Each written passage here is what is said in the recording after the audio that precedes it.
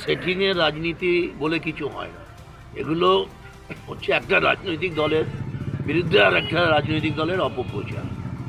Setting যদি করতে হয় মীনাক্ষী মুখার্জিকে বলুন না, যে কংগ্রেসকে 72 সালে খুনি কংগ্রেস বলেছিল, সাম্রাজ্যবাদের দালাল বলেছিল, কায়েমি স্বার্থের প্রতিবি বলেছিল, ইন্দিরা গান্ধীর গায়ে বড় বড় 71 সালের দেওয়ালের মধ্যে লিখে দিয়েছিল যে প্রগতিবাদের বুড়ি বাক্কি ঝুড়ি ঝুড়ি, 1200 খুন করেছে, 1100 আমাদের খুন করেছে, 28,000 পঙ্গু করে দেওয়া হয়েছে আমাদের কর্মীদের, আমাদের মায়েদের বোনেদের মাথার সিঁদুর মুছে নেওয়া হয়েছে।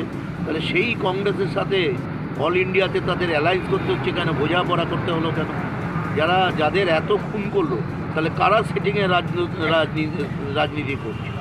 এত শহীদ হলো পশ্চিমবাংলায়, রাস্তার মোড়ে মোড়ে শহীদ বেদি, আর শহীদ বেদি থেকে সেই সব শহীদরা চোখে জল ফেলছে আর কাঁদছে, হায়রে কাদের জন্য আমরা লড়াইটা দিয়েছিলাম।